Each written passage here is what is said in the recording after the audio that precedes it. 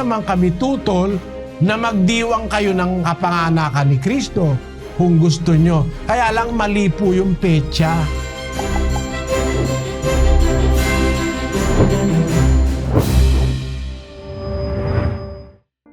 Wala pong pagdiriwang na mababasa sa Biblia na nagdiwang sila ng kanyang kaarawan ng kapanganakan. Wala po nun.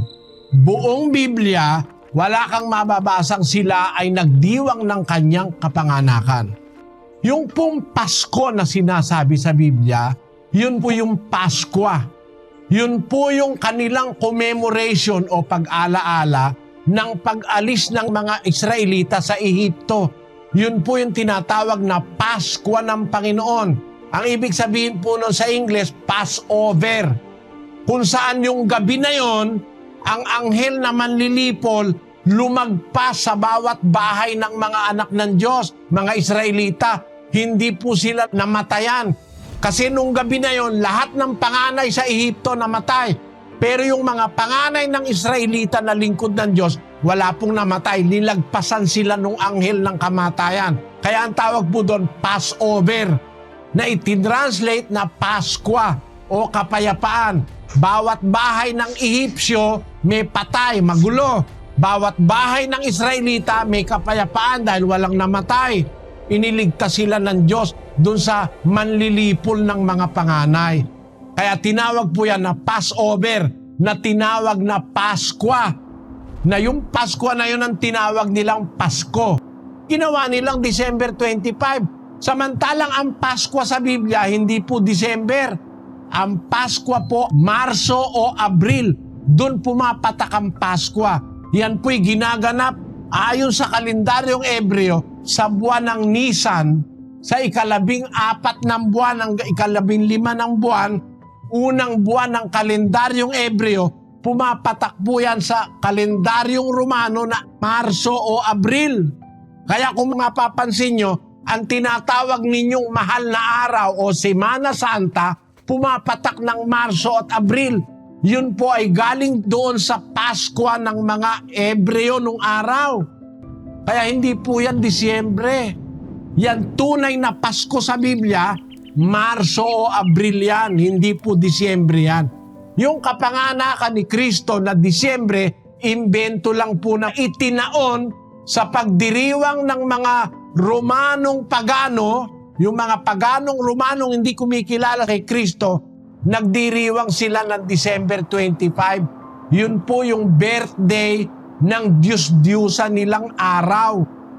Itinaon yung sa pagdiriwang naman ng pagkapanganak daw kay Kristo. Napakamali po.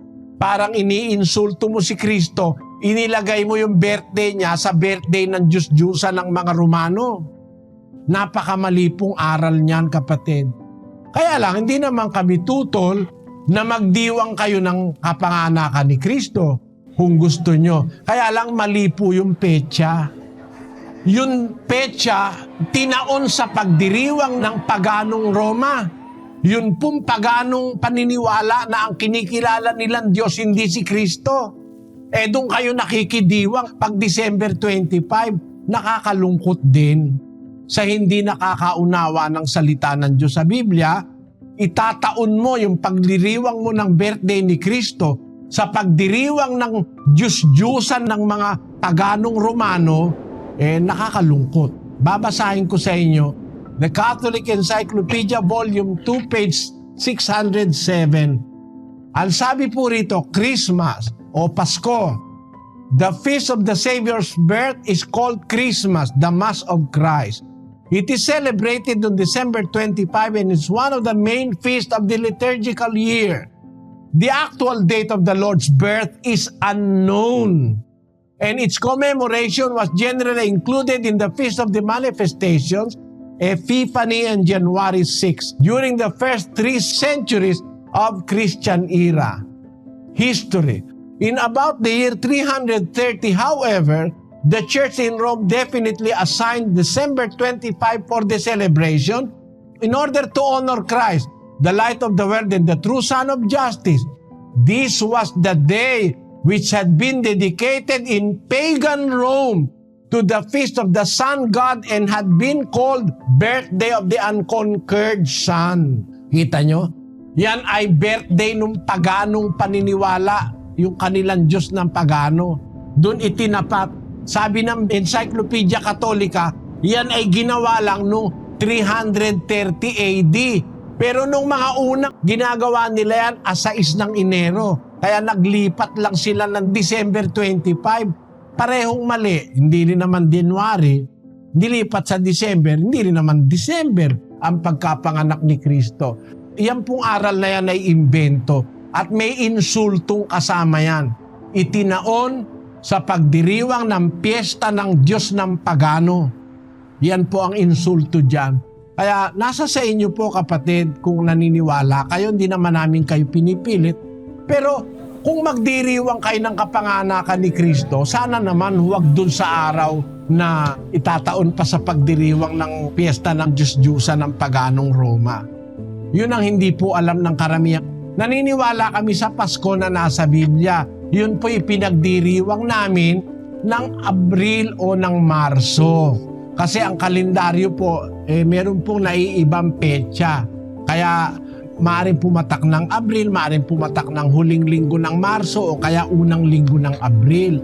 Kinikilala po namin yun, pinagdiwang ni Kristo yun eh. Doon siya nagsena eh, doon siya naghapunan sa Paskwa. Meron din po kami noon. At ang pinagdiriwang naming mas mahalaga yun kasi yun po ang commemoration sa kamatayan ni Kristo na mas mahalaga dahil yun ang akto ng kanyang pagtubos.